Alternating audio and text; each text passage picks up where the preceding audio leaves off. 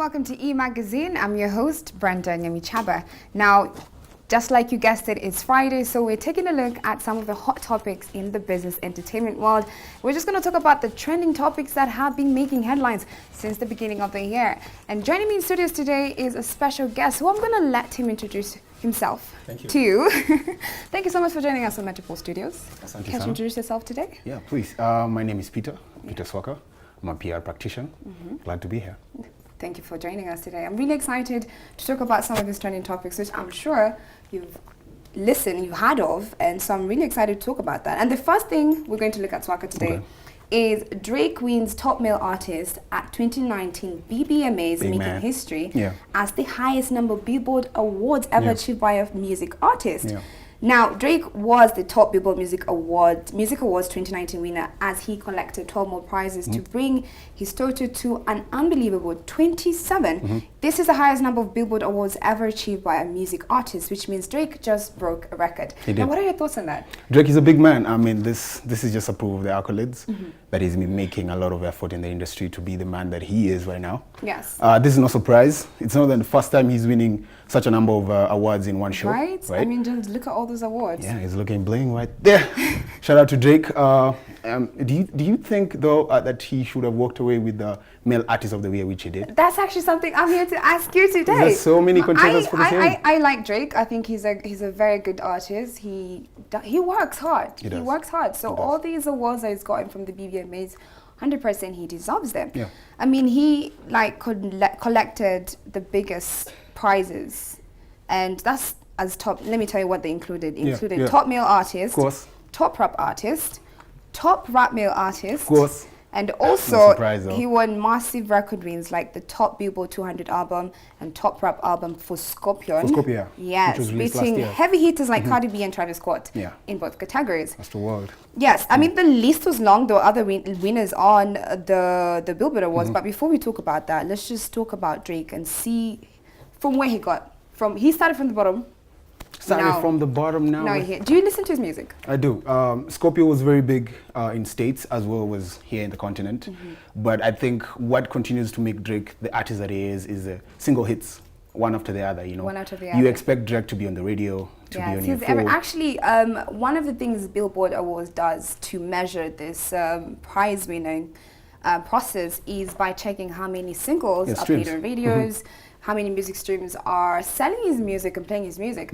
So it really shows how consumers are mad about Drake's music. They are. Here in Kenya too. I mean, apart from Tanzania, where his music is highly streamed, it's Rwanda and then Kenya. So Kenya is the third in East Africa in terms of his popularity here.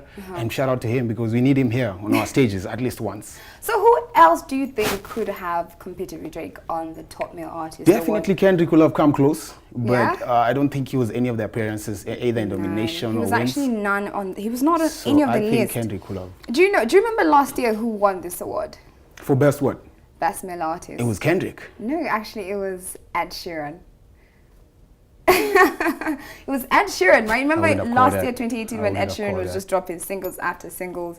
And I think that's what made him take the prize last year. So it's a change because the genres of music are completely different. Last year was pop, this year is rap. It's all about rap. Now let me read for you some of the other winners on the Billboard Awards, and you just tell me what your thoughts are about it. So of course, Drake was top artist. And then for top new artist, it was Juice WRLD. I don't know if you heard about Juice WRLD. Billboard Chart Achievement Award, it's Ariana Grande. Of course. Top male artist was Drake. Top female artist was Ariana Grande. And top duo group was BTS. Top Billboard was 200. Top Billboard 200 was Drake as well. Top Hot 100 was Drake. Top streaming songs was Drake. Top song sales was Drake. Top radio songs also was Drake. He is taking over. The only different thing was that Ed Sheeran this time around took top touring artist. So I guess this year he decided. He was very big on tour last year. Yes. So he got that one. He went home with that one. And top R&B artist. Do you want to guess that one? Top R&B? Top R&B artist. I'll give you a hint. It's a lady. Cardi B. No. I would have gone for her though. Ella May. She's been touring singles. I'm even surprised that she wasn't competing with Drake. Bood Up. Bood Up, yeah. Bood Up was a serious hit. Now another one is top R&B male artist. The Top Weeknd. R&B? The Weeknd. LMA takes top R&B female artist, and Cardi B took top rap female artist. Oh, there she is. That's There she the is. record. Okay. So who do you think should have made on the list that they're not there? I mean, definitely, like I just said, Kendrick should have been there. Maybe Travis, a few of the songs made it to across the globe in terms of numbers. Ed Sheeran is good to see him on the list again. Yeah, most definitely. Kenyan acts on the billboards. Do you think it's ever going to happen? First of all, I feel like we need to make it to the MTV Awards, first of all, or MTV Africa Awards. BET, you've tried. BET, I know BET we've tried, BET but I we've feel like tried we have a long way to go. with Camp Muller. But that would be a stretch. If we're able to cultivate that energy that was with the Camp Muller reaching that kind of level, 100%. definitely we should. So another thing I want to talk about is what's your thought on the music space right now as we've grown? Do you think there are really good artists who are bringing in good music, understanding the value of music in our society today? What are your thoughts on that? Good question, because it's also something that's being raised online and just conversation generally. Play KE music is a hashtag all over. Every time there's new music, what kind of music is being pushed out there? So KE music is growing. A lot of new acts are changing the narrative and the culture itself. Yes. So we continue to see that. But we've matured to where we are.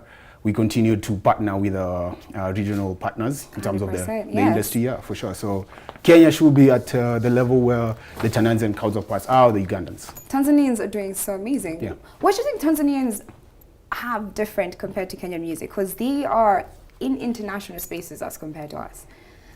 Oh, that's big. Different, not different, just there's a lot of culture. There's a lot of culture interplay in music nowadays. Are you able to own your sound? Are you able to push your sound? Are you able to mix up the sound so that it merges with the West and the East? So that's what Tanzania is doing. And then a lot of collabos bring in new sound. So what Diamond is doing down there and is Wasafi Records is just to bring in new sound but incorporating with the culture. So having authentic sound is the key factor to having good That's sales when it comes to music. Well, let's move into the next topic. I'm really excited to talk about this one. So I don't know if you remember, during this year, beginning of January actually, an egg overtakes Kylie Jenner as the most liked Instagram post ever. A photograph of an egg overtook Kylie, who was the holder of the most liked post posted ever on Instagram. On Instagram, yeah. Yes. Now, the record-breaking picture was posted on January 4th, with the account itself having a total of 2.4 followers, 4 million followers, pardon me.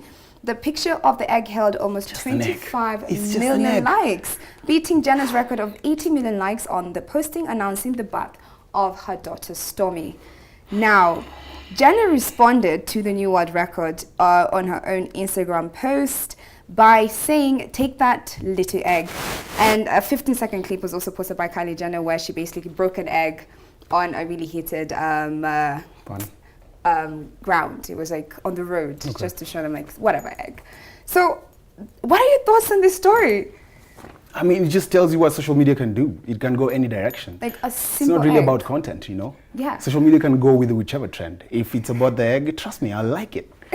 It's a gallery, so... So does this mean that people are bored and they're just, the continuous number of influencers bringing out the same content is making people just want to get something different? Replication. Yes. So the egg is just sort of an outlier on an Instagram page. So this, I guess people found it, I don't know. It was uncanny though, because what's the point? The egg has more followers than me. Yeah, how many followers do you have, Brenda? I don't want to don't out me right Follow now, Swaka. Swaka. Instagram. So what does this tell you about the business behind social media likes? The business behind social media likes is that you buy them, right? You buy the likes to push a certain content, to put a certain ad. So for me, this just meant that online people are willing to go for anything. They can follow whichever flow. They just want to follow the trend. So this egg for me was just an indication that people are idle. And if you're able to push whatever content to them, whichever way, they'll accept and it will blow up. Do you think social media likes are very important in our generation today, especially when it comes to business brands and influencers themselves? Appearance is everything nowadays. The more you look like the world will appreciate you. So, and that's what Instagram is about, showcasing your world. So if, for example, you keep posting about you and people like, you continue to seeing the significance about the like. If you reduce from 200 to 100, it's depression, sort of. you know. So Instagram likes the psychology, and the egg just broke that psychology. Wow, Yeah. that makes a lot of sense. Yeah. Is there value in having likes? Like, what's so significant about it, in your opinion? It's like breaking data into cents, you know, like what Metropole is doing. So it's just the likes on Instagram can be mined to now push whatever content you have, so that the likes now have value. Okay. It's just not numbers on your Instagram page. They have value. Now they have value. Okay. Now that you can pinpoint now who's familiar or who's not, or who's becoming famous because of the influx or the downfall of your likes on Instagram. Great. page. And are you a person who uses social media a lot? I do. Yeah. Not a lot. Not a lot. Once but in a use while, it. maybe twice a week. Do you use it for business? Do you use it for just general Personal blog. personal? Okay, that's wonderful. Yeah. Great. Yeah. Now that's what I was wanted to highlight about the egg. It was actually quite crazy. This was trending so much the whole of 25 January. million likes. Everyone was on their phones Oh my God. talking about it over an egg. And there's somewhere I read that the CNBC reached out to this individual on the account, and they didn't want to reveal themselves. Somebody owned the account. Yeah, they opened it, and he didn't want to show his face. He didn't want to say who he was, so he just said that, you know, I just wanted, this is about the egg. It's not about me, it's about the egg, and that's the end of the story. So I found it really fascinating that people But just I think found for this me, really what begs the interesting. question was, what drew people to the egg? Was it the context behind why it was being posted? Was I it think the there's page? a different, just trying to differentiate from, I mean, how can you compare it to Kylie Jenner? You know, it's plain, simple. I just find it was a very witty to me. As a kind of ends social media can take you to. You can't think about it too much. It's crazy. Well, I'm loving our conversation. We're going to continue more after Thank this. you. There are a lot of more trending For sure. topics. Well, we're going to take a short commercial break right now. But when we come back, we have more trending topics to talk about that will be very interesting. Don't go anywhere.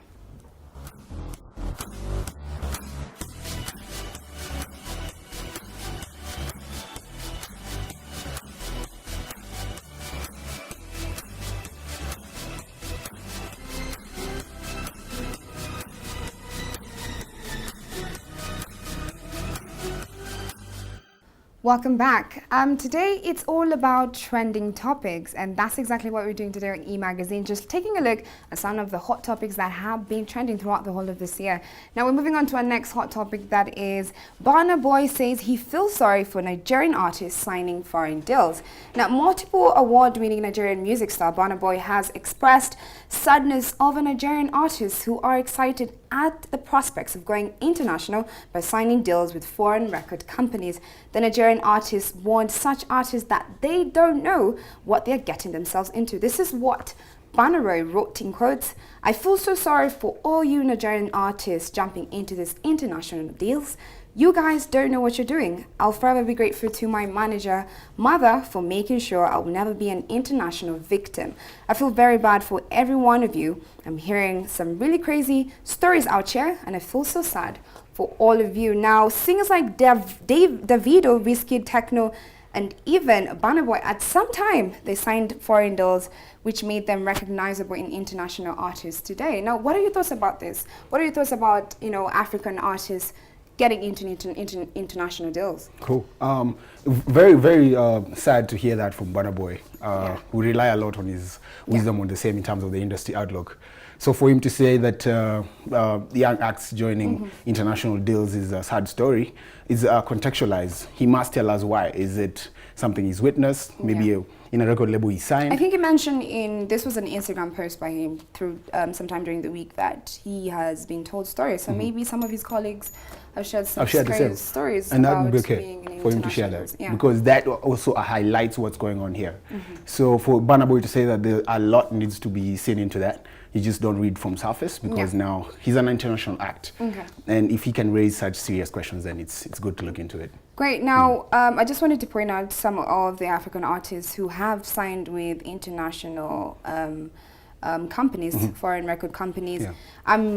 This was in 2017 when Diamond Platinum signed with Universal Music Group, which is one of a very known record label worldwide. Yeah. Also, Stella Mwangi, known as STL, was among the Kenyan rappers who signed a Norwegian label called EMI Norway. So those are some of the artists. And right now, I cannot compare STL and Diamond Platinum, because they're on complete different levels. Maybe just the popularity right Yes. now. But of course, the artists at different levels of their career. STL has been at this for a while. You can record first of his music coming out here, and of course Norwegia. Yes. So I mean Norway. I mean, so that signing from a Norwegian local label just sanctifies that the African music was coming to a stage where it needed that recognition. Yeah. But Burna Boy raising these intricate questions begs to question what exactly is going on in Nigeria, or just the African scene in terms of giving them visibility with brands that continue to raise their standards as acts. You know, for Sony Music, why not? Don't you think that the one reason why African music is getting so much popularity, people are getting interested, is because we have that authentic sound that we share in the international spaces. Now, if we have international companies signing our African artists, will that change that? It improves Because you have an international building, company, making beats for you, it's just when you change the whole aspect of having authenticity from all the way from Africa. I see a question.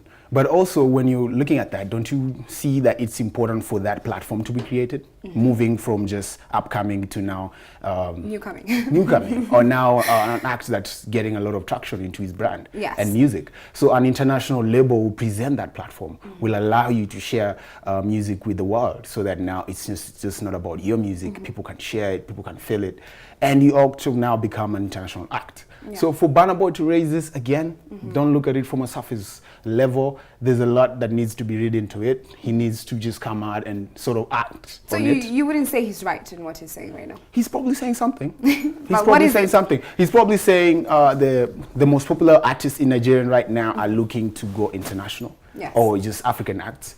And so it will not be the best move just to jump on any international deal, which I feel I echo that sentiment. Okay. Yeah. So now that a lot of people tend to be interested in African music lately, it's been a major growing trend, as you've seen a lot of foreign artists coming to Kenya or Nigeria or Ghana to collaborate with artists here. What are your thoughts on that?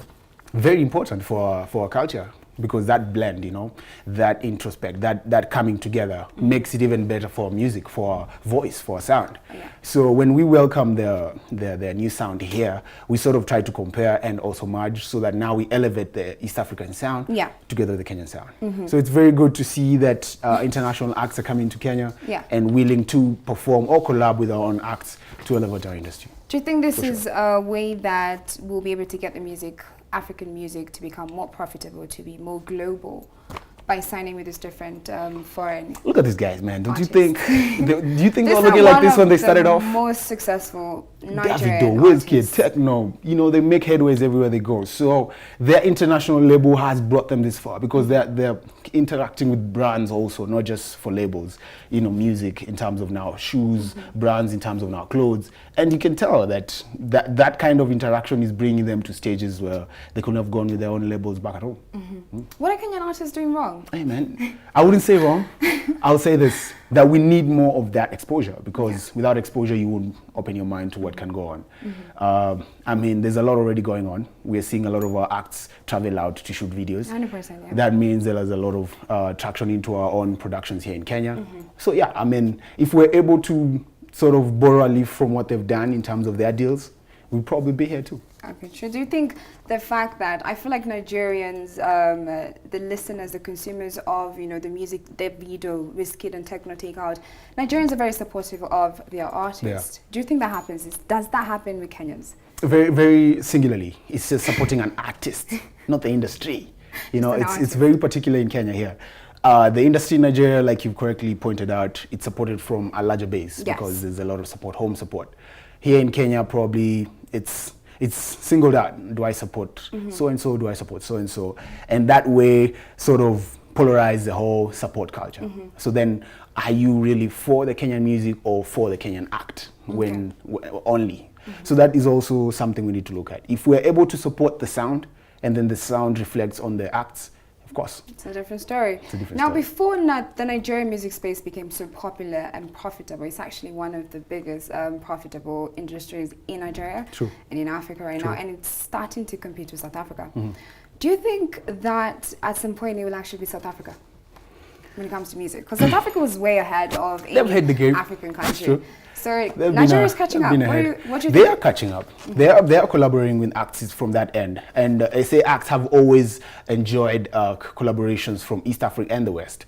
So to see that now Nigeria is completely on the map, without a doubt, and SA of course, a lot of now outlook is towards the East African region. Yeah. How are we able to blend all that and make it an African sound? Yes. So I mean, yes.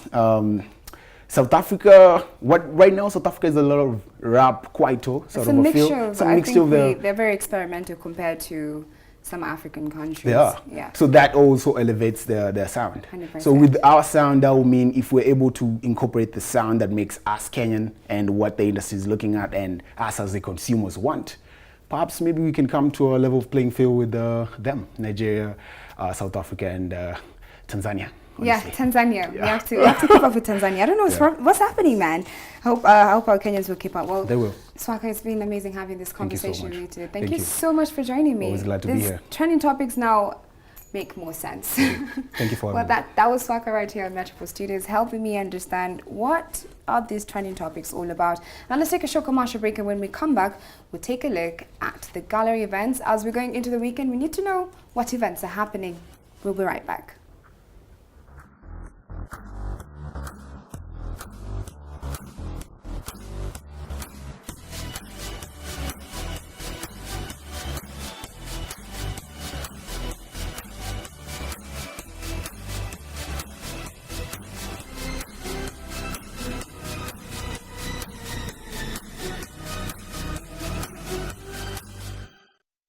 Welcome back. Now it is time to take a look at the event diary and see what is happening this weekend, just to give you an idea of the plan. Now starting us off, there is a Netchesso Live in concert. So if you're a person who's into music, this is happening at Brabant Schools at Kitanga Road on Saturday, May 4th, 2019. Charges are 1,500 and it's starting from 8 p.m. to 10 p.m. Now there is a Saturday night comedy at the Happy Place, and this is happening this Saturday, May 4th, 2019, from 7 p.m. at the Blues Restaurant. And the main acts are Mamito, Justin Wanda, DJ Masharia, John Ribia, Aman, and John Minor. This is going to start from 7 p.m. at Barclays Plaza, Loiter Street. Make sure you check that out. Now, another event that's happening is the Pizza Challenge, the 360 Pizza Challenge. So if you're a foodie, this right here, it's for you. This is happening on May 3rd to May 4th from 12:30 p.m. at the Java House ABC Place. And basically what the challenge is all about is that you eat a pizza hug in a record of 5 minutes with 2 of your friends. And if you beat the timer, you get to dine for free. But if you don't, you get to pay a damage of 2,800. So if you're feeling enthusiastic and you're challenged to do this, make sure you check this out. Now let's move on and check out the news that made it to our entertainment news today. Aladdin eyes $80 million opening over Memorial Day weekend. The studio's latest live-action remake should earn $80 million when it opens May 24th, according to early tracking. Box office watchers believe ticket sales could near $100 million through Monday, when kids are out of school for the holiday. That number could fluctuate in 3 weeks leading up to the film's arrival as Disney finalizes its market rollout. If estimates hold, the launch will be closer to recent Disney reimaginings, like The Jungle Book, which recorded $103 million, and Beauty and the Beast, which hit $174 million. Jungle Book ranked in an impressive $966 million globally, while Beauty and the Beast collected a mighty $1.2 billion in ticket sales worldwide. Now, Aladdin is the second 3 Disney remakes arriving in theaters this year. Tim Burton's Dumbo bowled this much with a tepid of $45.9 million and has picked up $107 million in North America and $221 million overseas.